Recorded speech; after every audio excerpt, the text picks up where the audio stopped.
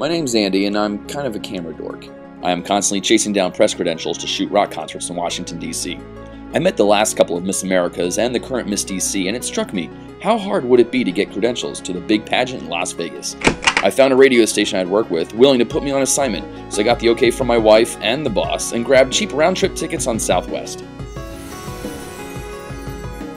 I packed literally every camera, lens, gadget, and battery I had, and I headed for the airport.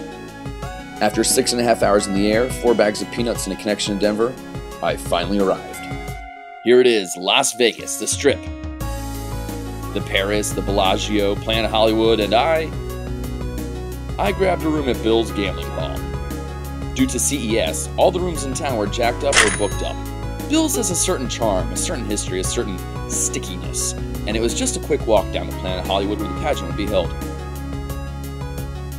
I had no experience shooting a pageant. I had never stepped foot in the Planet Hollywood auditorium, so I decided to check out the preliminary competition ahead of time. Well, this was my view.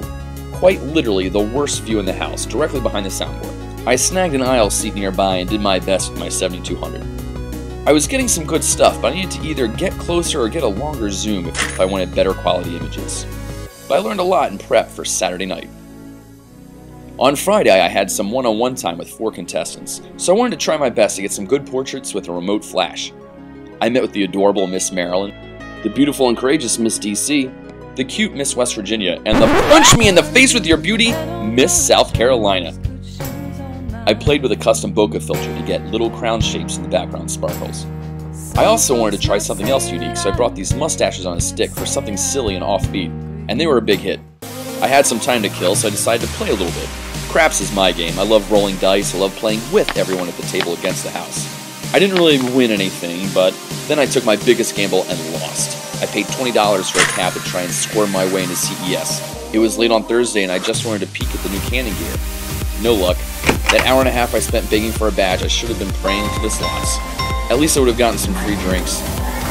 Anyway, I needed some help fully appreciating these beautiful, talented young women. So I called my man Reza, and he rented some gear and flew out to meet me and help me shoot the big show. Saturday morning we got our credentials and got tickets to a much closer section. And then before we knew it, the show began. All 53 women were introduced, and then the top 15 girls were selected. The whole audience gasped when our own Miss DC did not get called, and then did not get called again when they announced a surprise 16th choice. It is so easy to get wrapped up in the pageant drama when you get to know the players involved and their amazing personalities. We had our cameras ready, and then the swimsuit competition began. Miss Montana, Miss Texas, Miss Utah, Miss Oklahoma, Miss Wyoming. And nothing has prepared me for this, Miss South Carolina.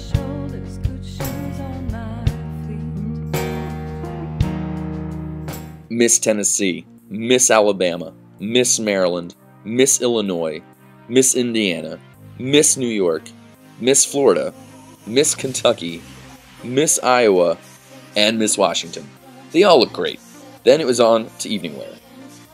Through the rounds, we watched as contestants got eliminated. The talent portion was particularly entertaining. Since we're on YouTube, go ahead and check out Miss Iowa or Miss New York's tap routine, hear Miss South Carolina play the piano, or listen to Miss Maryland sing.